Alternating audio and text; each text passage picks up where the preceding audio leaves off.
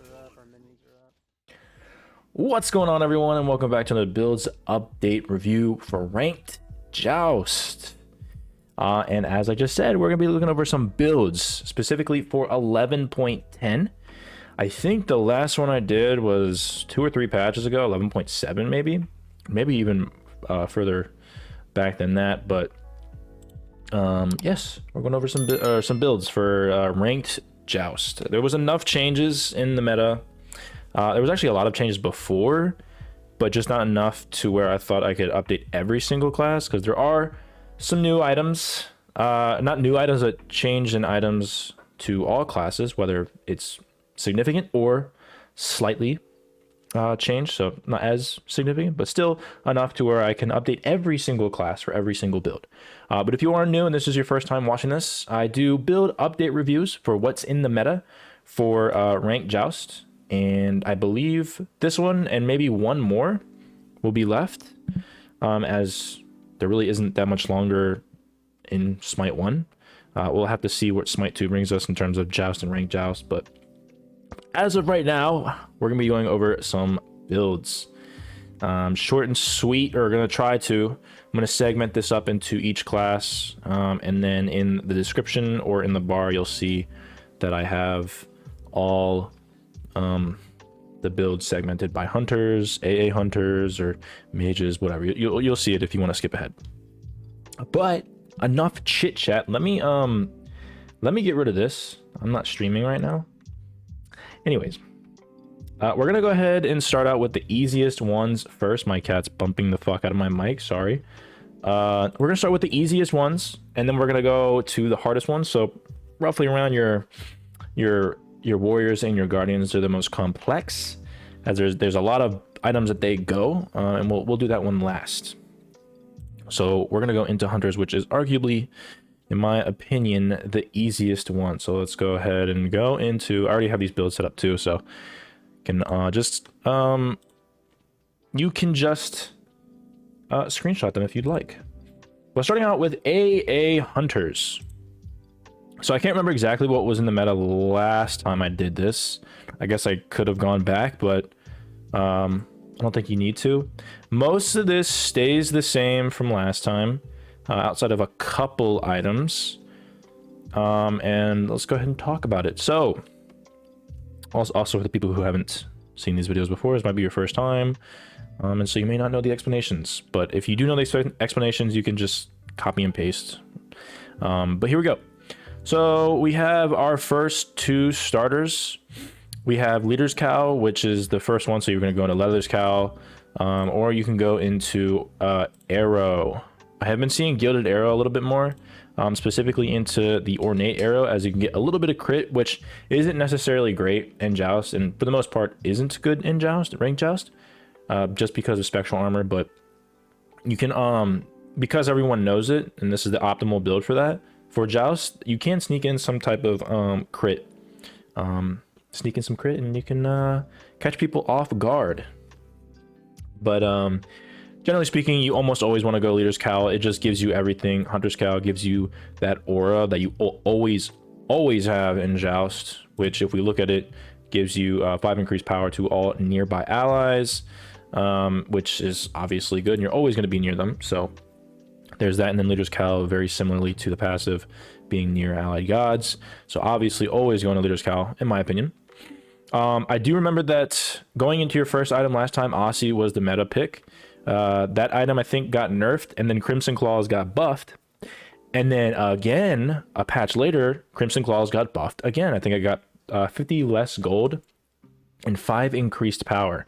So at this point, you have, that was the second buff. I think they had an initial buff that was even greater. I don't exactly remember what it was. You can go back. It's in between 11.7 and 11.10. But Crimson Claws got buffed to high hell, while Aussie got nerfed. Not significantly, but significant. If one item goes up while the other item goes down, whether it's slightly, it does create that gap. So Crimson Claws is just your always go-to item. There's no if, ands, or buts. You're always going Crimson Claws. Gives you 50 power, attack speed, life steal, and then it's passive, basically giving you a fucking shield, which I can't tell you how many times I've had this and I've just tanked an entire ability and still have full health. So Crimson Claws is your go-to. Next up, we have xing. We are in a double tank meta. We have been basically this entire year. Actually, the entire time it's been double tank, whether it's you have an assassin that goes semi-tanky, still double tank. And so you almost always want to get your xing online. I almost always opt to end Venomed Executioner because most teams have some type of shield or some healing, whether it's their relics with shield or, you know, healing with, you know, if you're going up against a hunter, still healing. The only time I would go Ferocious Executioner is if you know they don't have any type of healing, and or if you specifically need that extreme fucking percent pen, as its passive gives you even more increased damage to them. But generally speaking, you almost always want to go in Venom because they always have some type of healing. And with that being said, Kins is going to be a third item. This item's been busted, and then they buffed it a little while ago, and so it's even more busted. So building it around your third item slot has been really good. Generally speaking, I like to build it later in the build because it scales better, and you kind of want more items online before that. But because we're in double tank, and this item had its floor decreased, meaning that it's buffed to high hell, I like to always almost go Kin's third item. And then after that, I like to go into Hasten Fatalis. One thing I will mention, if you are going up against if you're going up against a traditional team like one tank, two backliners, whether it's a mage and a hunter and a guardian or whatever type of orientation of fucking their team, whatever. I do like to I still think going Kin's third item is still going to be very good because the amount of damage you do in this passive, even against squishies, is great. But I do sometimes like to just go straight into a Hasten Fatalis and then Kin's, or, you know, any of these items down here, which we'll get into.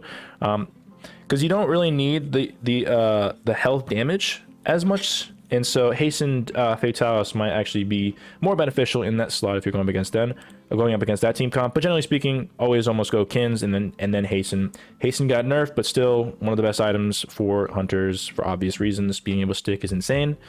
And then after that, you have two items here. I almost always go Titan's Bane because Titan's Bane and Kins synergize really well. Dominance's pen and its passive doesn't increase Kin's damage, so that's one downfall, and it is a little bit significant. It's not the craziest thing in the world, but for the exact same price, and for gods like Charybdis who proc Titan's Bane really well with her 2, for example, I do like going into Titan's Bane a little bit more frequently, but obviously dominance is there for you as well. One other thing to think about, if I'm playing like a god that uses a lot of mana, like X-Ball for example, or Hou Yi, I do like going into dominance straight away, then maybe Xi or Kins, or you know, you can go straight into a Kins, Hasten, and then last item Xi if you want to. This is not a bad build either. So if you are going Hou Yi or X-Ball, or are you using a lot of mana, I do like to go dominance right after Crimson Claws. But that is going to be that. Either or, these are still really good. I like the Titan's Bane better. I like to talk about Oboe here. One thing I will say about Hasten is that it's not necessary, but is so impactful that it's almost necessary. In certain team comps, you may not need this, and so if you're going up against double squishy, for example, traditional team comp, you can actually slip in an Oboe right here. I've done this pretty well, I wouldn't say all the time, but in certain builds I like going to Oboe, especially in Cryptus because she procs it really nicely. And so Oboe would be really good here as well if you'd like that. And then you can go into Kins, Titan's Bane if you don't want Hastened or any variation of the sort. But Oboe is still a very good item that I like to talk about. Failnut is an item that I'd like to go as well. I'd probably go like around the 5th item or 6th item. This is going to be like a filler place for crit. Crit is, like I said, isn't generally good in Joust, but you can sneak it sometimes. And so if you sneak it and you can get away with it, crit could be pretty good. There's been plenty of times where I go up against team comps, I'm like, oh shit, they're building crit. That's what I just got deleted by because I didn't build Spectral or anything. And then, you know, more in a bad spot. After that, we got Griffin Wing. I don't like the item, but I can't not include it because of its really good stats for how cheap it is. It is a handicap for people who can't hit their autos, which can be fine, but at a high level and in considering all these other items in the current meta, I think Griffin Wing is kind of a wasted slot. And then you got Silver Branch for gods that can, you know, proc that extra passive, giving you even more power. when you go past the cap of 2.5 with your attack speed, whether it's with gods that have internal stems like Cryptus passive, or maybe Izanami one, for example, or if you have a team with Shoguns and Talisman that can get you that Silver Branch stacks extra too, so that wouldn't be bad either. And then obviously it has your 10% pen, but these items down here are situational independent. This is generally speaking going to be your general build here, something like this. And that is your AA hunters. We're going to go quickly into your ability based hunters. I don't want to spend too much time on these hunters because they are pretty standard. All right, on to ability based hunters. I had to move down my camera, as you probably saw, just to make sure that you can see the items, even though I think you could have saw the items beforehand, but whatever. So ability based hunters, we're going over Marty, for example. Marty is a pretty good, it's a really good god for showcasing builds and stuff you can do. For generally speaking, for most ability based hunters outside of maybe Uller. Uller has a separate path that you probably should already know. If you don't know, then you can look at my other builds that'll have that in there. But pretty standard. Just gonna go over this real quickly because ability based hunters, they haven't really changed outside of a couple items. Very similar to actually AA hunters. I think a little bit less though, because there's only one item I can think of right now. Actually a couple, never mind. I'm gonna shut up, let's get into this. Bluestone Brooch. Bluestone, for ability based hunters, obvious reasons. It just extra damage based on your abilities, and that's what you'll be doing as ability based hunters. So you'll be able to span out Bluestone Brooch. There's really not any other ability based, strictly ability based hunter starters you want to go. Jotuns, going straight into Jotuns helps really your early game tremendously. 20% cooldown. That's basically it. It's pretty cheap. This is the glyph though, and this is the glyph you do want to go into. Outside of that, the next item I like to go is Transcendence. It used to always be Soul Eater, but they've buffed Transcendence, I believe, twice. And with Transcendence, personally to me, you do get to min-max all of your stats a lot easier than if you were to build Soul Eater. And I'll go over that at the end. But I've been picking up Transcendence a lot more. On a god like Marty, Soul Eater is obviously very good. But I do like the Transcendence build because with Soul Eater, you're not getting a lot, you don't have a lot of mana pool, so you are just throwing out your abilities and you're running out of mana a lot more than Transcendence. I ran Transcendence a lot of times, and I play the fuck out of Marty. He's my go-to this split. I played Soul Eater a lot with Soul Eater, and it's really good. You get a lot of healing, sustain, damage. But Transcendence, my god, dude, you don't ever run out of mana, and that was the biggest thing with Soul Eaters, that you always run out of mana, and it happens to always be in pivotal moments when I run out of mana. And so I think Transcendence is just better, especially when you can go into Jotun's Vigor, which gives you that extra lifesteal anyways. It's not as great as Soul Eater or consistent because of its passive, but I still think it's fine enough. And so I like to go Transcendence. Outside of that, Fail Not, for obvious reasons, gives you that extra pen, cooldown, a little bit of crit. Titan's Bane gives you that min-max for percent pen, gives you upwards of 40% off of one ability, and then Heart Seeker to give you that extra health damage and capping out your percent pen. And so this is the build that I almost always go. You got some other items like Crusher. Crusher has been really good. It's been buffed several times.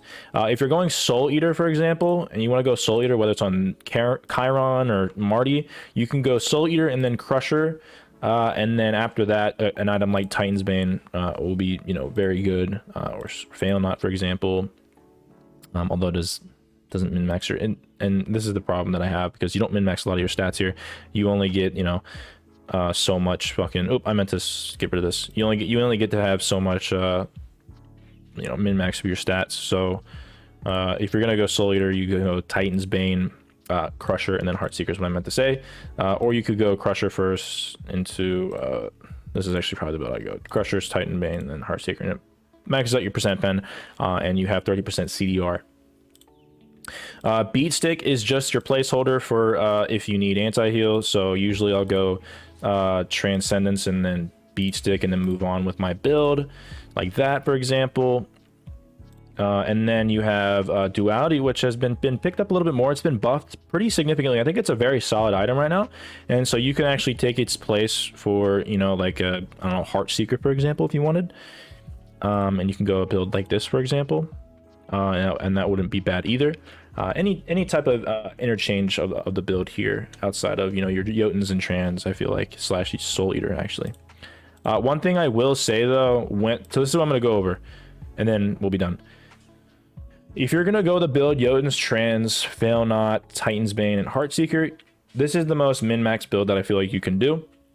You have 40% CDR with Fail Not and Jotun's. You have all the mana in the world with Transcendence, and then you have capped out percent pen, and then upwards of 60% pen with Titan's Bane's passive off of one ability. And so this is this is just the best build, I feel like. And you have a little bit of healing with Jotun's, and so that's why I like going Transcendence over Soul Eater before it was buffed, and now it's buffed. So I think Transcendence is just better, because like I said, if you do go Soul Eater instead of Trans, which is fine, you do get 30% CDR here. If you go Fail Not, you get 50% CDR. And although you're going to be overcapping CDR, it's not the biggest thing in the world, it still doesn't feel as good. It feels like you're wasting a slot, and that's how I feel. It's not the end of the world.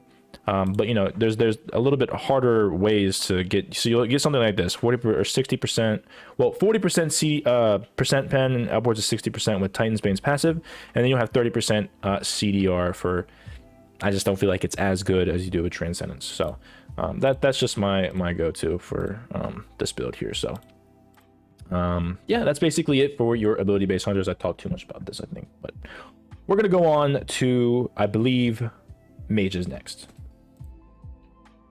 All right, on to my favorite, my preferred role. We have mages. I'm gonna preface this with a little bit of background to how mages are in ranked Joust currently, and outside of a couple mages, they just aren't that great. It just seems that hunters, and it's kind of always been hunters, just a little bit more significant now with guardians being really good.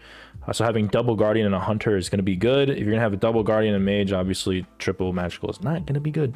And so with that, you know, mages aren't doing as well. Now you can do a lot of things with mages.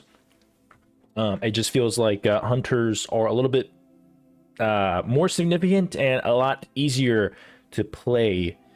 Have more significance over, especially with all the CC with your guardians, double tank and stuff like that. So it's always been like that. It's just a little bit more now, in my opinion. I've just been, I would say my role currently for myself for hunters is probably my worst, but my god, I've only been playing fucking hunters as a backline. Outside of a couple mage games, it felt kind of lackluster. I've been just really playing hunters. So with that being said, hunters aren't great right now. But yeah, let's go ahead and go into this build. So not a lot has changed either. You still got your core shit here. I'm going to go over some smaller things here, but you still have your alternate timeline. Obviously, one of the best items for mages. Can be iffy if you get caught out, because you can just proc the passive right away if you get CC to high hell, which is going to probably happen if you're going up against guardians. I can't tell you how many times I've done it before, but nonetheless, alternate timeline is still very good on gods who can be safe and position well. Someone like a Scylla, for example. I think this is your preferred starter, but again, you still have Gem of Focus, which has always been good this entire year. And then you have Archmage's Gem, which actually had like a 40 power buff a few patches ago. So it went from like 80 power to 120, and 40 power is a fuck ton. So Archmage's Gem is really, really good. So any of these are really good. It's just whether or not you want to build Archmage's Gem / Gem of Focus with Chronos Pendant, because that's one of the biggest things is with this build, is that if you're going to go these items, you're almost always going to go Chronos Pendant. It's going to be hard to get that CDR, as well as your other potential impactful items that don't have CDR that you most likely need. So for generally speaking, I like going Sands of Time, especially with its early MP5, and then potential for alternate timeline. Well, actually, let me make sure I'm not wrong. It is MP5, right? And its passive gives you more MP5. So yeah, the more impactful MP5 stat. You have alternate timeline. I will point this out one time, and that's it. I've been seeing people go Sands of Time into Chronos Pendant, and in my opinion, I think I've already said this before, I don't like Chronos Pendant as an item outside of building it on your Gem of Focus, Conduit Gem, Archmage's Gem starter. Outside of that, I don't like Chronos Pendant because there's other items that give you that CDR, and really with mages, you only really need 20 to 30 CDR to make things work. As a mage, you want to do as much damage with one ability, for example. Now there's other times in which you can build a mage with a fuck ton of CDR, You know, if you want to go that one item, I can't even remember. I've been seeing it a lot on Disco. We can go to it actually. What is the item called? Here it is. Baubles. Sphinx's Baubles. You can do that type of build. You're not going to have any pen or anything like that, but you can do that and just... That's the idea behind the build, is just spamming out abilities so much to the point where, you know, pen isn't going to be important.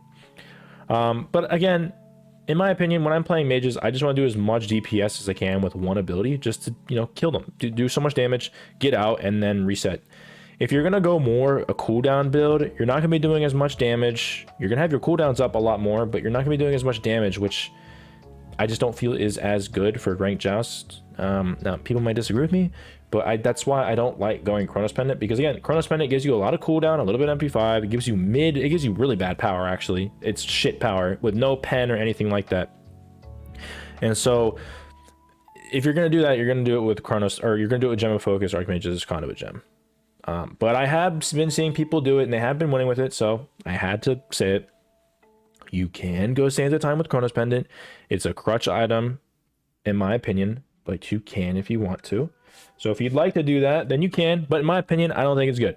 So in my eyes, I like to either go into a Doom Orb Rush. If it's, generally speaking, Doom Orb Rush against, you know, a squishy team, whether that's, you know, the traditional team comp. Or if I'm going up against double tank, which majority of the time you like to go Warlock Staff. I can't tell you how many times I've built Warlock Staff, and I can't believe how many people don't fucking buy it. It gives you 500 fucking health, so you live a lot of times. I can't tell you how many times I've had Warlock stacked, and I get the extra 500 health, and I live with 1 HP, and I get kills and stuff like that, and I live. Whereas if you didn't have Warlock Staff, you'd be dead a while ago. It gives good percent pen, and it gives you a lot of mana. So I think Warlock Staff into specifically a double tank is super fucking good.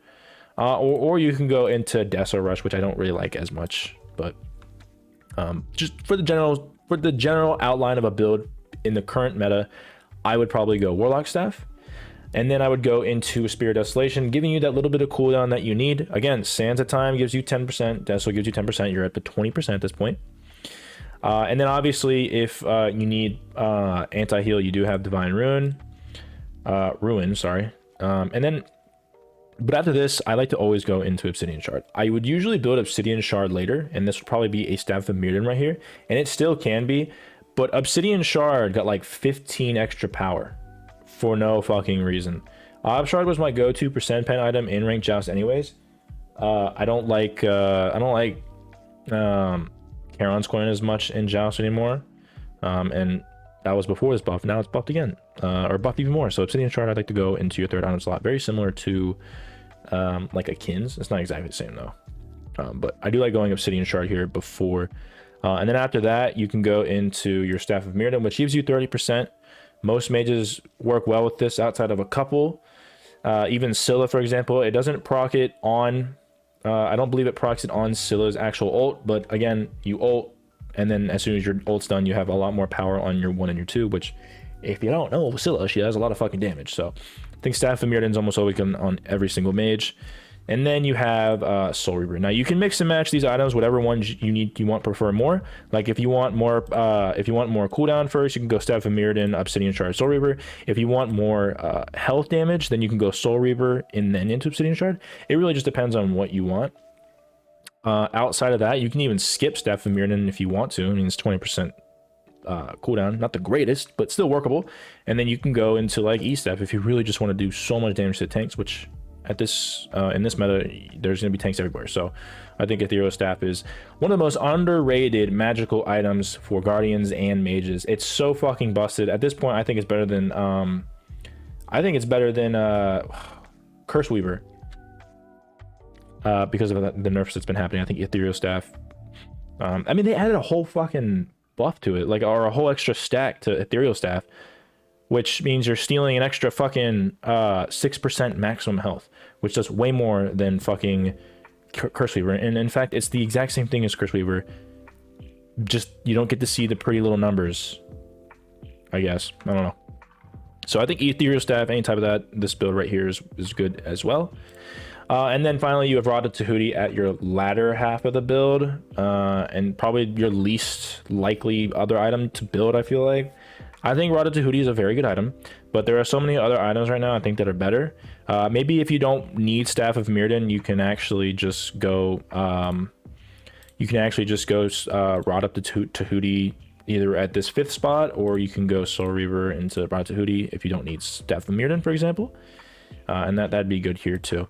Some other items that I would like to address here. You have Book of Thoth. I guess I'll just get rid of this right here. You have get rid of this. Book of Thoth. And with Book of Thoth, I'm talking specific. Book of Thoth is a fine item. I think Warlock Staff and Doom Orb for what it does is better. But if you're gonna go the tablet build specifically for like a Merlin or Tiamat, which I've been seeing a lot of, you're strictly going into Tablet Destinies first and then Book of Thoth. Tablet Destinies got a buff giving you an extra 2% damage when fully stacks up to 70 stacks, which means late game you absolutely fuck. So if you are going to play Tiamat or Merlin, I think this obvious build here, and then, you know, if you want, you can go Chronos Pendant, or you can go Spirit Desolation. You can even go Breastplate of Valor, but I'm not going to put that here. And, you know, stuff like that to give you that extra cooldown that you so desperately need with this build. But regardless, I've been seeing a lot of Tiamats recently, and the late game Tiamat is pretty scary. And so it was already scary beforehand. Now it's even more scary. So I've had a lot of Joust games go very long, and that's not generally speaking the norm. But when it does, it sucks that they have a Tiamat. I had one game where fucking Tiamat had full stacks late game and just absolutely one-shotted everyone. It was fucking disgusting. And so Tablet of Destinies is a very good item. You just gotta hope that you can get to that late game, and then you can do fucking damage then. I wanted to put that in there for those guys that proc Tablet of Destinies really well. Then you got Gem of Isolation, which got another buff as well. Gives you as much power as Chronos Pendant, but specifically this is for your anti-shield item, as well as if you want to slow, for example, like Vulcan would be pretty solid with this as well. But that is your mage build. That's basically everything for your mages. I do kind of want to go over ADC mages, but I already did a little bit, so I can copy and paste. I'm not going to put it here in the video, but if you want to see ADC mages, I'm going to put it in the comment down below, and I'll put it in the description as well. I went over it a little bit ago. I don't think it's a necessary part to put in the meta builds, because almost all ADC mages kind of suck, outside of maybe Freya, but Freya is still not very good either because of all the nerfs that she's gotten. So I do have some builds for them down in the description and comment section down below if you do want to take a look at that yourself. But with that being said, we're going to go into Assassins now. All right, and we're on to Assassins. So this is going to be a common theme with a lot of my other Assassin builds, is that most Assassins right now are still building the same things. I won't do what I did last time though. I am going to make a build for each type, as there's Assassins that kind of go like Circuit, where they go tanky, they go hybrid a little bit, with a little bit of damage. And then there are other gods like Camazotz, for example, who go straight damage for the most part. And then you have other gods like Neja, or, you know, Lancelot, or even Fenrir, who go more tankier rather than like hybrid. And so I'm going to give you a hybrid type build for a god like Circuit. I'm going to give you a full damage build for Camazotz, for example, and then I'm going to give you a tank build for Assassins, as Assassins can do a bunch of shit. But preferably, your more hybrid build is going to be better than the other ones. But quickly go over Circuit. She's a pretty cookie cutter build for her. You got Sigil and you got Sundering Axe. For her, I like Sigil a lot more. Just being able to proc the extra damage. They're doing damage to you, and you can just do an additional 600 fucking physical damage to anyone around you. Specifically with Circuit also, you're going to be near them almost all the time anyway, so it's going to proc really well. Flameforge Hammer, the passive will give you extra damage based on % of your protections. Not only that, you can proc this with your 2 and your ult. Gives you MP5, all that other stuff. Pseudo tanking the stats with its health and shit like that. That's going to be very good for her. Shifter's Shield, pseudo tank item, gives you a lot of protections, health, HP 5, and then they give you a little bit of power in the passive, depending on how much health you have. And then Jotun's is here just for the extra damage and cooldown stat that you'll get here, because at this point you will have 20%. Eldritch Dagger is really fucking good on her because you get to blink a lot. Beads will always be up, and then when you use that, you get the passive of getting an extra protections and being able to see wards, which is actually pretty cool. And then finally, you got Mantle of Discord, which been buffed last patch too. It's even cheaper, and the threshold is now 40% instead of 30, so it's just the go-to. For that. And so this is your cookie cutter build. Outside of that, you can go Archdruid's Fury in any of these slots, whether it's Eldritch Dagger and Mantle of Discord, or even Shifters. You got Stone of Binding, which is the same exact spot as Archdruids, procs really well off the 2 and the ult. And then Spirit Robe, if for whatever reason you want it, still a solid item, can't complain about it, but I don't know why you would build that for a god like Serket when you have fucking Mantle. So that is this build for specifically Serket, or like that hybridy type of god assassin that can kind of go hammer here. We're going to go into a more damagey build with Camazotz. All right, and then you have your more damagey. I can actually just go. I'll just do that here. This is more for your damage assassins. I didn't type hybrid in for Serket, but you get the point. This is going to be your general build for your more damagey assassins. There's only a couple out there like Camazotz and Bastet. So, and maybe you can get away with like Neja, but not even that, because, I mean, if you sash in wrong and you just die, regardless of whether or not you have a squishy build. If you have a squishy build, then you just die. But for guys that can get away with it like Camazotz and Bastet, this is sort of like the general build that I would go for them. You can go Axe. Early game Axe is better. Sundering Axe is not good for anybody, any god that doesn't have at least a little bit of protections, as it scales off of your protections. Now, of course, you still steal damage and you do extra damage, which is why I'm putting it here, because it's not the worst thing in the world. You can pick other things that are worse. But generally speaking, if you're going to go full damage, you kind of want to go Bluestone. And that's what we're doing with Camazotz. So Bluestone Brooch is going to be your go-to for the damagey type build. You then can go into a Blackthorn Hammer. I know a lot of people don't like this item, but again, it's in a solid spot, but not enough gods utilize it great. And gods that would utilize this item great, they utilize Runeforge better. So if you're gonna play straight damage Neja, for example, you can go into a Runeforge here instead of Blackthorn. If there's any other gods that can proc Runeforge better here, or even Frostbound Hammer, you can go that here as well. But Blackthorn Hammer I think is really good because it gives you cooldown, infinite mana, tank stats, and a little bit of power. And specifically on Camazotz, you run out of mana so quickly. Same thing with Neja, but I mean you have Runeforge. And same thing with Bastet actually. So the MP5 is still very good, as you get 50 if you go under was it 25% mana? Yeah. So I like going Blackthorn. One thing I will say about Blackthorn is that the later the game goes, the less impactful it has. So a lot of times, if you do get to late game, you can sell Blackthorn for any of the items down below, for example. But after that, you go into Jotun's. Pretty obvious. Cooldown, physical pen, not percent pen, regular pen, a little bit of mana. But basically, this is for your cooldown. Cheap item for a little bit of power and cooldown. So you have 30% cooldown at this point, basically. You're going to cap it out with Hydra's Lament, as Camazotz is a dive type god. You use your 1, then you hit with an auto. Same thing with Bastet. So Hydra's is very good, and it gives you that extra MP5 as well. Serrated gives you 20% pen, a little bit of lifesteal, which is very good on Camazotz. And then you have Heartseeker to max out your percent pen. And this is kind of a very generic cookie cutter build for Camazotz. You have some other items down here if you want. Instead of Serrated Edge, for example, let's say they got a lot of anti-heal and Serrated is just not going to be great for you. You can go Titan's Bane and go into Heartseeker. It's always an option. You do also have the Crusher. So if you want to go Crusher and then Serrated, for example, you can get that max benefit there, or even Titan's Bane, for example. With the Crusher, obviously. Not in that order, but you get the point. You can go that as well. Crusher got buffed really well, last patch pretty well, and so I think that the Crusher is very good.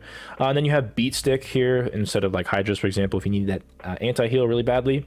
And then if you're getting locked down by a lot of CC, which a lot of the times you are, you can go Mantle of Discord, and it can be super beneficial. Especially on a god like Camazotz, you're gonna be far away at some points, but you're also gonna have to be in close quarters as well, and you can help you secure kills, and as well as that, it gives you a little bit of tankier stats. So that is going to be your build. Again, this can mix and match with Runeforge here. Outside of that, a couple items that you can think about that wouldn't normally be good on Camazotz, for example. You can go Erendite, you know, if you're playing Fenrir or something, you want to go full damage for whatever reason, duality. But generally speaking, a mix of these items within a general order that I said set here for your damagey type assassins. There's only a couple or a few that can really make it work. But if you want to put on other gods, I guess you can. Then this is the general build path for your damagey build. So we're going to go into the tank build section for your tank assassins. All right, and then you get into more of your tanky assassins. This type of build goes more along the lines of like almost full damage or full tank and like a little bit of like your pseudo tank items, hybrid items, and then like maybe one damage item. We're gonna go over Lancelot though. This can work for Fenrir, Neja, majority of your tankier assassins. And actually, after this one, we're gonna go into more like your Arachne and Bakasura type builds, and then that'll be it. But real quickly, I do like Sundering Axe over Bluestone in these type of builds because Sundering Axe is gonna proc more off of you having more tank stats. So this is what that build's for. After this, I like going into Shifter Shield for the most part, almost all the time, into your tankier assassins, because again, you still want to do damage. Their kit is more designed that way, and as well as their scaling, so the additional power hybrid item is going to be good for him. Gods that can proc Runeforge Hammer, I like going second here. Gives you enough MP5 and stuff like that, procs it, gives you power, pseudo tank stats again. Specifically with a god like Neja as well. And then yeah, if you have another god that doesn't proc it really well, you can go Blackthorn here as well. If not, if you don't want to go this, you can honestly go into Archdruid's Fury at this point too, and then this would be a very good spot for that as well. But we're gonna go with Runeforge. I think it's good on Lancelot. After that, it really depends on your team comp. If you're going up against double physical, you can go into a Breastplate of Valor, and this is a perfect spot for this. If not, and you still want that cooldown, you can go Genji's Guard. Obviously, there are still other items you can go into. I'm trying to do this relatively quickly, but I mean, you still got like Oni Hunter's Garb, you got Shoguns if you want to go more ability based for you and your team. I mean, you got Damaru. I mean, there's so many things you have here, but if you want a little bit of cooldown here, I still think Genji's Guard is a good item. If you have going up against double magical, for example. But we're going to go with Breastplate here. And after that, I love going into Mantle. Again, you're still going to be that tank stats, and also you're going to be in close to them, so it's going to proc really well if you get low enough. And then Pridwin here, not in this exact spot, and actually, I'm going to go put this down here, because I've been not liking Pridwin as much compared to Breastplate. But I still think Pridwin's still very, very fucking good. So I can honestly replace Breastplate with Pridwin here and it'd still be very good. Just not gonna be as tanky. And then after that, I like going into Archdruid's Fury here last. This is the type of build that I usually go if I'm gonna do this. It gives you 30% CDR, all the MP5 you need, and enough damage in here with Archdruid's Fury proc, Runeforge, and then Shifter's a little bit of damage there, and then Sundering Axe. So you're really fucking tanky. Look how many protections you have, but you're still doing a fuck ton of damage. And then here are some honorable mentions. Shield of Phoenix, I think, is really good on Lancelot and other gods that proc a lot of their abilities, like, you know, Neja, for example. Gauntlet of Thieves is here, just in case you wanted to go this instead of Shifters. There is a balance between those two, which I'll go over more in your, you know, Warriors and Guardians. Spirit Robe, if you want to be tankier, I still think Mantle's better. Abyssal Stone, people have been rushing that on your tanks and Guardians and stuff like that, specifically Warriors, I think. And so Abyssal Stone wouldn't be bad to rush as well, if you want to go, like, your second item here, or first item even. And then, like, again, Pridwin, very good. But I've been liking Breastplate more, but you can switch it out between those two. And actually, fuck it, I'll just put it right here, just to make it so I don't have to scroll down. You can do either or here, Pridwin or Breastplate, depending on what you want. That's more of your tankier type build. Real quickly, we're going to go into the Arachne type Bakasura cooldown builds that I've been seeing, as well as more of your tankier build underneath that real quick. All right, and then we got our auto attack / cooldown build with Bakasura, strictly Bakasura, the cooldown build. You can do it with Arachne, but you still got the AA builds for Arachne as well. And then the AA builds can also work for Merc, for example, if you want to go tank Merc or something like that. You still have these items right here. There's two sets of builds here. You have your cooldown build with Acts of Animosity, Starting out with Axe of Animosity, let's say that. Obviously, Axe of Animosity, your basic attacks do extra damage based on your maximum health, and it's going to be very good on your auto attack gods. Infused Sigil is fine, or the other tankier Sigil you can go as well if you'd like. It just really depends on you want to do more damage with Infused Sigil being near them, or Sigil of Old Guard. You want to be tanky while doing more damage here. It really depends, but generally speaking, I'd probably opt into Infused Sigil or Sigil of the Old Guard. Or I'm sorry, no, I'd opt into Axe of Animosity, but again, Infused Sigil or Sigil of the Old Guard is obviously very good as well if you want to be tankier. At the end of the day, it's just preference. We're going to Jotun's Wrath just to give you that extra cooldown, and then obviously into either a Breastplate or Fail Not. You can do either or, it just depends on how you are feeling that game. If you're going to get locked down or you have a lot of physical damage, you can go Breastplate, or if you don't feel like it, you can go Fail Not. Either way, this build works because you have 40% cooldown with this build, and with that, you're able to just be an ult bot. You just have your ult up all the time, and then with your 2, you're able to just proc your 2, securing buffs, stuff like that. You're not really using your 3 all too much unless they make like a really crucial error. You're just an ult bot every single team fight. Get out, heal up, and do the exact same thing over and over again. It's super annoying played correctly. Then you go into Haste and Fatalis, and sort of the latter part of this build is more of your damage part, or I'm sorry, attack speed damage. Kins, obviously very good. Hasten Fatalis on Bakasura, because he can't really, unlike Arachne, he can't really hold on to someone with his ult, so Hasten would be very good. And then Xe just to do extra damage. And with this build, you aren't really tanky, but you can go Breastplate of Valor if you'd like. But you have full cooldown, a lot of attack speed, and you do so much damage. Outside of that, you do have your more tankier build that has always been a good build for either AA assassins or AA warriors. In this build, you probably almost want to always go Axe of Animosity because you're not going to be doing a lot of damage because you are tankier. But you'd go Berserker Shield, Shoguns for the extra tank and attack speed, Haste and Fatalis again to lock on to targets. And then Mantle of Discord because you're going to be near them, and one of the biggest things about Bakasura is that he can be CC'd to death, especially when you're sticking to someone and seeing his Guardians in the meta. Outside of his CC immune ult for like maybe 1.5 seconds, you don't really have a lot of CC immunity or stuff like that. And then obviously you go into Kins, and with this build it really does shred, and you're a lot tankier, you're a lot safer, but played correctly, the top build is a lot better. But if you're going to be not the best, you're trying to learn Bakasura, I'd say this build is has more room for error. And then real quickly, we're going to go into Arachne. Arachne is basically the same exact build, but we're going to have the top build here and then the latter build here. Almost exactly the same as Bakasura, except that it's not really a cooldown build per se. Very similar to him, you can go Infuse Sigil or the other Sigil, Sigil of the Old Guard. I opt into the Axe of Animosity. Vital Amplifier is really good on her because she can have some healing. She does have some healing, and so it can proc Vital Amplifier, giving you that attack speed, gives you MP5, a little bit of power, and so it's very good first up.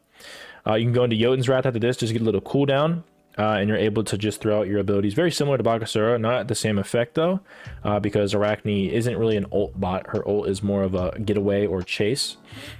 And after that, I'd go into Kins, just your early shred against your double tanks. Mantle of Discord is very good here as well, just to get a little bit of protections. She's a very safe god, so you don't need Mantle. But if you want Mantle because you're just getting locked down, Mantle is very good here, seeing as you're going to be near with people anyway, so the passive of Mantle will be very good as well. And then last up, I'd probably go Envenom Xe, very similar to Bakasura. You have some other items here. If you want to do the same effect that Bakasura has, you can go into Fail Not. And then you can go into Kins Xe, almost exactly the same as Bakasura outside of one item. The difference is being Hasten Fatalis, because you don't need Hastened on Arachne because her spider's slow. And then you have Serrated Edge for the movement speed if you would like within this build too. If you want to go, Serrated, Kins, and then Xe, or maybe Mantle, you can do either one of those for this build. And that is your Arachne build, for specifically Arachne. And then very similar to, like I said, with Bakasura, the exact same build, Berserker, Shoguns for the attack speed, except for Hastened, you go Vital Amplifier, Mantle, and then Kins. Now you can build Vital Amplifier first if you like. So you could go Vital Amplifier, Berserker, Shoguns, Mantle, Kins if you'd like, or maybe, Kins, Mantle. You can go something like that if you like. It just really depends on what you want. I like going Vital Amplifier first just because you have that MP5 with Vital Amplifier, but it is a little bit more expensive, and if you want to get more tankier stats online first, you can do that as well. And that's basically it for your assassins. That kind of covers almost every single assassin. I mean, if you go down the line, each individual build can be covered by what I gave earlier. And that's probably the most complex build paths that I've done for your assassins. So that is going to be your assassins. We're going to go move on to warriors now.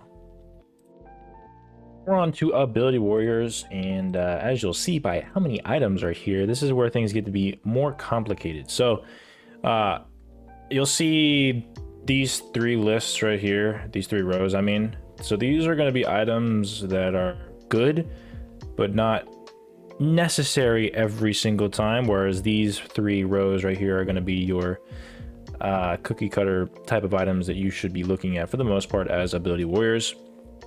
We'll go into AA warriors after this, but again, nothing really changed much with them outside of actually really nothing.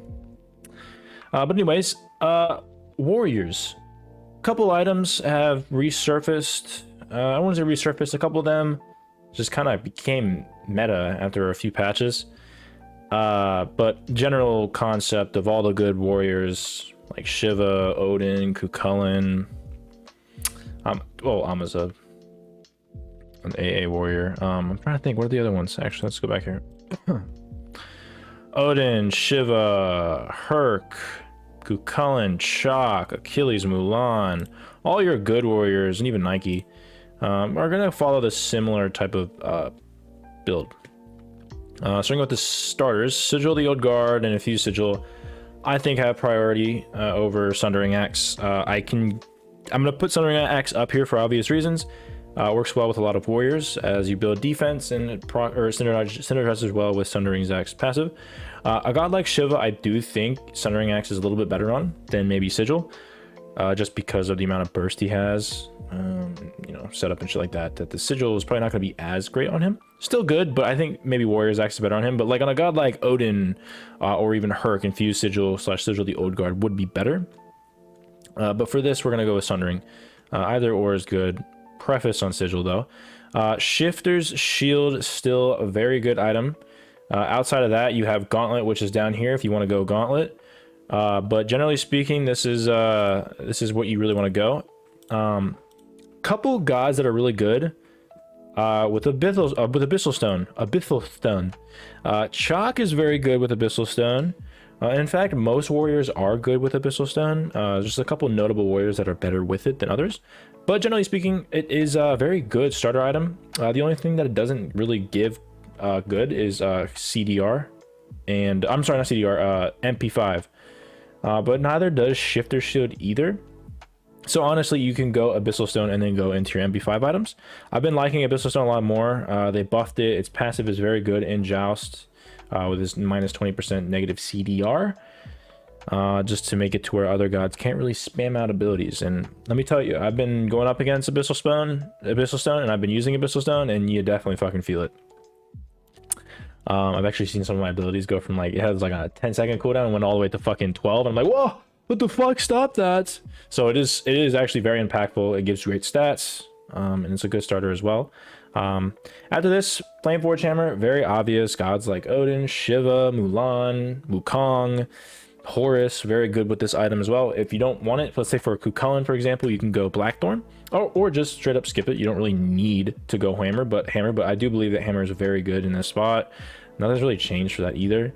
Again, you don't need to. You can go straight into like your breastplate if you want to, just get that extra cooldown and stuff like that. But I do like giving me a little hammer in there because generally speaking, you are going to be a double tank team comp, and so double tank, one can go more tankier while the other one goes a little bit more damagey, and I think that's where warriors are best at. But if you're going to be a solo tank, for example, I would suggest going straight into your core defense items, as you're going to be the only one setting up and doing shit for that. But generally speaking, within double tank, I do like going into Flameforge. I've been seeing a lot more breastplate, and I've been using a lot more breastplate than from last builds update, and I do like it considerably more than I used to. And so a lot of times if I'm going up against double physical, I'm going to go Breastplate of Valor. If not, I'm going to go Onis, and you'll see down here all the other potential items that you can go. But again, this is just cookie cutter. But let's say you're going up against a Warrior, Guardian, and a Hunter, which is a very good team comp. You can just go Breastplate. After that, I like going into Mantle. I'm not gonna. I didn't put Spirit Robe down here because I think Mantle's it's just better. But I guess I can put it here because Spirit Robe still is a very good item. I'm just starting to see like the difference in between the Mantle and Spirit Robe sort of close, or I'm sorry, not close, sort of branch off to being Mantle as being a lot better. Oh, and I also meant to say that if you do have a god that is really good with Pridwin rather than Breastplate of Valor, for example, Cuchulainn is actually better with Pridwin than Breastplate, and especially seeing as, you know, if you're playing Cuchulainn, you're probably not going to go Hammer, probably go like Oni's or some other. You can go Breastplate too, actually. Breastplate and Reverent Pridwin. That's also going to be very good here too. You kind of just flip flop, or you can just kind of go both of these. Like I said, you can, if you're going to play Cuchulainn, you can go like Breastplate of Valor and Reverent Pridwin, if you would like as well. Let's go back to the original build here. Let's say that Mantle, and then Archdruid's Fury is still going to be very good. I mean, it does a lot of damage. With its passive, you're going to be building up a lot of damage. Great 35 of each protection, health, MP5, everything that you need. You're super tanky, do a lot of damage with Flame Forge, make it to where they don't have a lot of cooldown, a lot of damage with Sundering. You have a lot of CDR as well, and yeah, I mean, you kind of do what a warrior does with this build. And then here are some honorable mentions here. We got Talisman of Energy and Shogun, sort of in the same spot. If you do have a hunter, or maybe even another warrior, if you got like a Erlong Shen or Amma, for example, and you're like playing Shiva, and you have like a mage, this could work too. You go Talisman of Energy or Shoguns, whichever with the other god doesn't go. And this can be very impactful as well for your magical item. Contagion is here, and also Pestilence as well. If they have a lot of CC, they have healing. Contagion is very good here, and so having to go up against double physical, this would be great.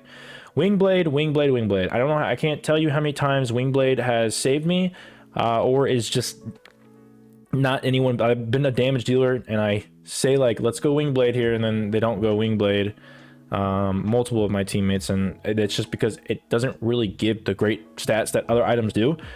But if you're going up against gods with a lot of slows, that is Frostbound, I don't know, innate slowing, like On Her Pillar, or like Charybdis 2, or Vamana 2, I believe is the slow. Vamana slows, I can't remember if it's the 1 or the 2. But either way, Wingblade comes up every 30 seconds, and that's every single team fight. And I can't tell you how impactful slows are in Joust or in the game and Smite in general. Being able to slow someone down, especially with a fucking Frostbound every 5 seconds, it's super fucking annoying. And I'm telling you, because this is an aura, it gives it to any of your teammates within 30 units. It's pretty fucking good. So Wingblade, please, it's super cheap. If it's an anti-slow, I'm telling you, just it's so good. Sov has, I've been seeing it everywhere, and I fucking love it because it's super cheap, gives you all the protections you need, is HP 5, and it's super good early. So honestly, I put this as honorable mention, but I could have put it here. But I think I like this item on Guardians a little bit better. But you can put Sov as your first item over Shifters or Abyssal Stone, and that's really good if you're going up against double physical. If it's not double physical, then I would probably just go Shifters, Abyssal Stone, or Gauntlet. But Sovereignty in that specific area is really good. Shield of Phoenix, obviously better than what is it? What the, I can't even fucking. Now I gotta fucking see what it is. It's Glad Shield. It's fucking Glad Shield. It's better than Glad Shield. And if you ever feel like it's more of a selfish item, but it can be very good on warriors. If you do have like a guardian, you can you know, throw in a Shifter Shield right where Breastplate is, for example. Like if you want to go Khan, actually, you can put like Abyssal Stone, Shield of Phoenix, Reverent Pridwin, Mantle, and then an Archdruid, and that'd be a great build. Mid Guardian Mail against your Hunters or AA Gods, or you can win over Gauntlet. Eldritch Dagger is another item that you can, you know, interplace with Mantle, for example, or, you know, Archdruids over here. If you have like Sunder, where it procs twice, it can proc your Eldritch really well. If you have Flame Blink, that's very good as well. So Eldritch Dagger is very good on warriors as well. Stone of Binding, very similar to Archdruids, you can put it in here too. If you have a lot of CC, like Shiva, you can put Stone of Binding, and it will reduce their protections as well. And then Spirit Robe, like I said, over Mantle. I just don't think, I think Mantle is just better in almost every given situation. But yeah, this is your ability warriors. You know, you switch, or you interchange some items here and there, with the ones down here or ones up here, and you're pretty much good to go with almost every single warrior outside of the auto attack warriors, which we're going to go into now. And I almost forgot, sorry, Jotuns. Jotuns is another item that's very good on warriors if you want that early pressure, cooldown, and you can also slip it in at the end as well. But Jotuns is another good build option, or item option for this build as well. So, yeah. All right, well, now on to AA builds. All right, on to AA warriors. Very simple, similar shit. Outside of a couple items, Active Animosity is probably just going to be your go-to as an AA warrior. Doing extra damage based on your health, which you're going to be building a lot of, is going to be very good. And you building cans on top of it makes you do a fuck ton of damage. Again, you still have your sigils, because sigil is still a very just, sigil is kind of like that item that just all around always good. And then you have Mannequin's Base. This is specifically for Amaterasu. And this comes from the boy Cosmos. He figured out that if you fucking pick mannequins and you go to Bull Demon, you can actually solo it as fucking Ama with this type of build, which is wild, a little bit wild. And this is also a very good pickup just for her specifically. Again, this build is good for all AA warriors, because there's some items down here we're going to talk about too. But generally speaking, like I went over AA assassins, you kind of just go the Berserker Shield. This time I like going Frostbound on a lot of the gods, like maybe obviously Amaterasu, maybe like Erlong, Osiris, Bellona. I do like that a lot. It's super fucking oppressive, which is why I say Wingblade is really fucking good against this. Not foolproof, but definitely helps a lot. Then you got Shoguns. You kind of go your first item here, whatever you're going up against. So if you have 2 physicals, you'd go Berserkers here. If you're going up against 2 magicals, you'd go Shoguns first. Mantle of Discord is going to be very good overall. You're going to be on to somebody. You're going to be on top of somebody with your autos. And then last but not least, Kins. For obvious reasons, doing health damage related items paired with Active Animosity is gross. And Venom Executioner is going to be another item you can look at if you need some extra damage. Like if you don't want to go Frostbound, you can, interchange it with Shogun or Executioner, push Shoguns down here and go like Executioner right here, Mantle, and then Kins if you really want to. Shifters here is if you don't want to go Frostbound, for example, you can go Shifters, Berserkers, Shoguns. Or switch it out for even Mantle, for example. Phalanx is specifically for God. If you're going up against an AA heavy team, let's say they have a Erlong, a Charybdis, and like a Guardian, like a Cerberus or some shit, you can use Phalanx. As you'll know, Phalanx actually got bought super cheap, and you'll get a bunch of attack speed and what is it? Attack speed and protections. That's right, protections of each type, and lasts for 10 seconds. So it's a pretty good item.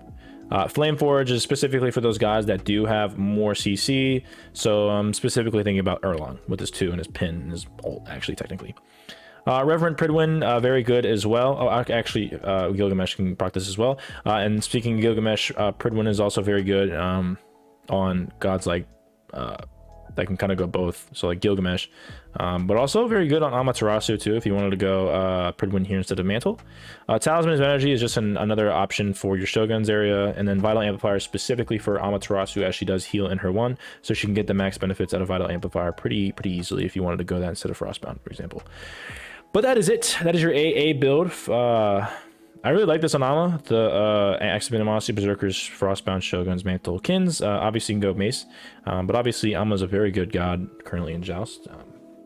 As well as all the other gods. Currently not a lot of bad gods in Joust right now. And with that, we're going to go to Guardians now. Last but not least. And then finally, last but not least, we have our Guardians. And for past couple of patches, Guardians have been the most OP class in Joust. Been toned down a little bit ever since Curse Weaver nerf, but still, Guardians, as per usual, in terms of tanks being good in Joust, Guardians are still very fucking good. So, a lot of items changed actually, but a lot of items stayed in the meta, but has been more solidified as like items that you're always going to want to go. I've been playing a lot of fucking Guardians from Serb, Jingchen, Kuzenbo, Kumba, all the go-to Guardians that are good right now. And I've come to a conclusion that the go-to build that I usually do is always fucking good in almost any given scenario, outside of, like, you know, if you need anti-heal or I'm sorry, what is it? Hunters, Midgard, anti-attack speed. There you go. But we're gonna go into it. So I already have this preset, even though I don't want it to be like that. But not a lot of items compared to warriors, actually. But first off, we have Infused Sigil and Sigil the Old Guard and Sundering Axe. I can't tell you how many times I've killed people with Sigil. They literally kill themselves by hitting me and then just dying. I can 100 to 0 mages. And it can be any mage, as long as they're not building any, you know, if it's a true mage, not like a hybrid tanky mage. But last night I played fucking Xing, went Infused Sigil with the build that I have here, with the preset builds here, and I one-shot the fucking Agni. And what I mean by one-shot is, you know, I used all my abilities and then killed him, which is kind of wild. But yeah, Infused Sigil, just the best fucking item for Guardians right now. Sigil the Old Guard, very good too. Not as good as Sigil though. And then Sundering Axe is pretty solid as well. Still not as good as Infused Sigil. So almost all the time I'm always buying Infused Sigil. You just can't beat the amount of damage that it does. And then for your starts here, you have 3 different starts that I like. I like going Shifter Shield still on Guardians. I usually prioritize this item over Gauntlet of Thebes or Sovereignty when I do have another tank with me that does that may be going tanky. So like if it's like a Jing Chen, Cerberus, and a Hunter, and Jing Chen builds Gauntlet, for example, I'll go Shifter Shield, and vice versa for that. But outside of that, I usually opt to Gauntlet of Thebes. You do have to play accordingly because you are still pretty squishy for about like 5 minutes within the game until you get stacks online. So you do have to be careful about that. But generally speaking, Gauntlet of Thebes is cheaper, gives you more prots, and is overall better because it helps your team too. So I usually opt to Gauntlet of Thebes. Then outside of that, otherwise I always go Sovereignty in these given situations where these items aren't as good. So for example, if aren't as good, sorry. These items are almost always good, but specifically in Sob's case, very similar to what I said with Warriors, if you are going up against a double Fizz comp, you can go Rush Sovereignty. It's 2,000 gold, gives you so much HP 5 and everything that you need, and so I like going Sovereignty as well. So these are your 3 options right now that I see as your beginning stages of the game. We're going to opt into Gauntlet of Thebes just because that's just generally speaking what I usually do. After that, if I'm going up against double Fizz, I'll go into Breastplate of Valor. If I'm going into double Magical, I'll go into Talisman or Shoguns, which is down here, either or. And generally speaking, when you're playing, at least the comps that I've been running, you're almost always having a Hunter. And so Talisman of Energy or Shoguns is almost always good to go for your backline. But not only that, you still get a bunch of health, protections, and movement speed. After that, you might think about going Curse Weaver. Curse Weaver has been all over the place in Joust. Initially, when it got buffed, it was your first go-to item. You would build that first and then build after. And it was, generally speaking, always good to do that. They nerfed it once, and it still was, Curse Weaver was still your go-to, your first item pick. It sort of became, in my eyes, an item that you go right after Gauntlet of Thebes on every single Guardian. And then they really nerfed it this time, and I still think Curse Weaver is still a very good item. I will say that Curse Weaver, you can definitely fucking feel the damage output, because again, you are healing based on how much damage you do. Or I'm sorry, based on how much maximum health you do. So, or how much maximum health you have.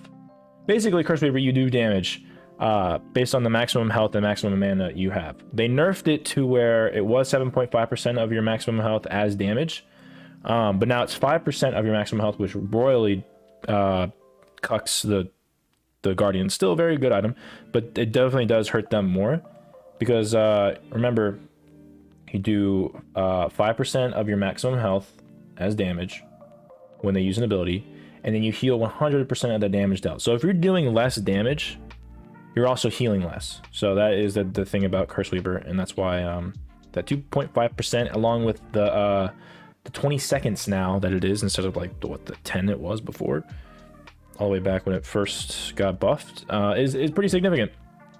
So generally speaking, I only like building Curse Weaver on damagey type Guardians. So Jing Chen, Serb, Thulu, Kuzenbo, Jormungandr, Kumbhakarna. Are they all the gods that I still build Curse Weaver, which is still like almost all the fucking guardians, which is why I still think it's good. But you know, gods like Ganesha, I don't think it's as great, or even Ares, for example. But I'm still building it. I do not like rushing it because it just doesn't feel as good. You're so fucking squishy. And so I like either building it as your second item or your third item, preferably for me, just to get some items online before you can get Curse Weaver. And honestly, you can still wait until like your last item.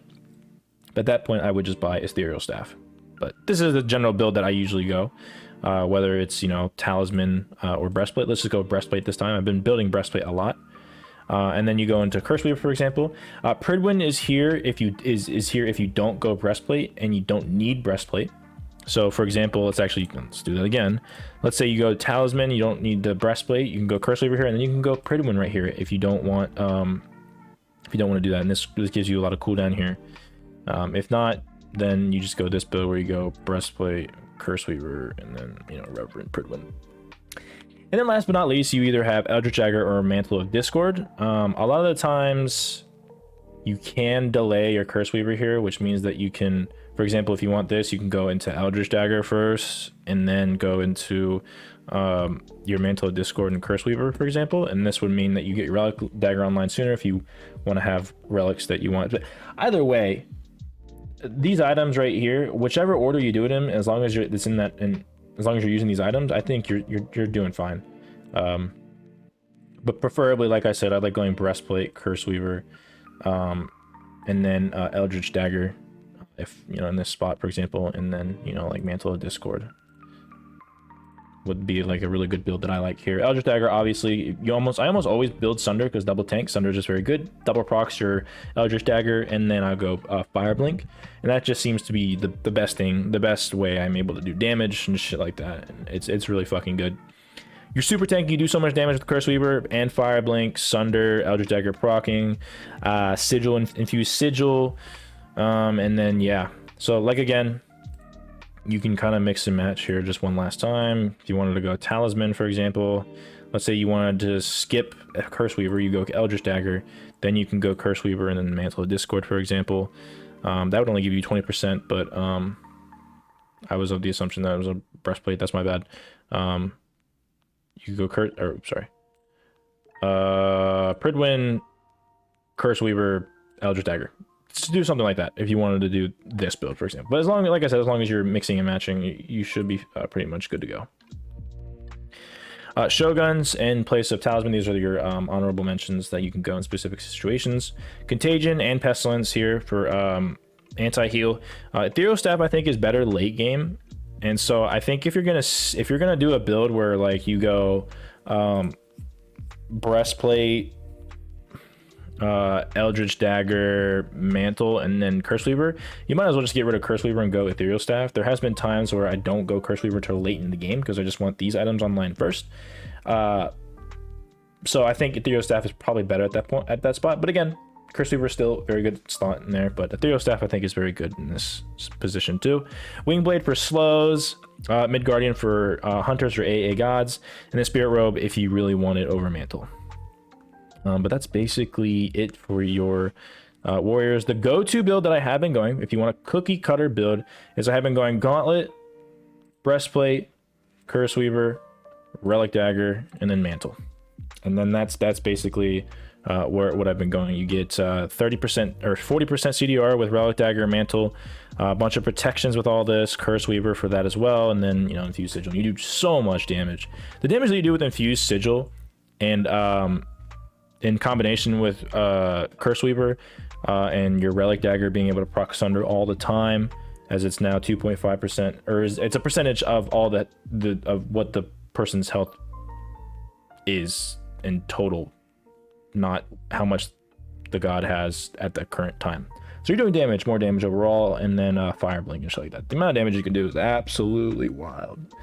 And especially on gods that do damage anyways, like Xing. But yeah, this is the cookie cutter build. These are the items here for Guardians. Guardians are the best class in the game right now in terms of ranked Joust. And I've been playing a fuckload of them because, yeah, so they're OP. So I win games like that. And this is really just the build that I've been liking a lot. So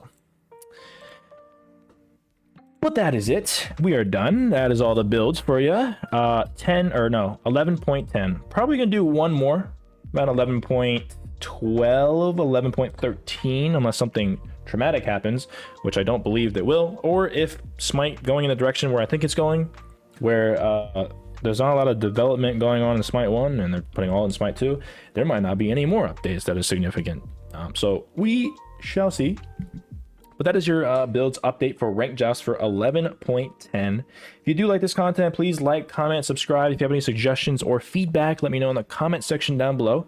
We do have our tourney still. It is still open to gold plat, but we are adding low diamond to it as well. And so if you are, you know, diamond 5, diamond 4, then you can go ahead and join up to the tournament in the description down below. If not, you know, show out. November 8th is our tourney. So if you'd like to support us and watch some cool games, please show out November 8th. All the information will be in the form in the description down below. But I think that is everything that I have for you. Discord in the description down below if you'd like to join. Great way to contact me. And obviously, memberships are open. $2.99 a month if you so desire. But obviously not expected, as you simply watching my videos is good enough for me. But yeah, that is everything that I have for you. So with that being said, thank you guys for watching.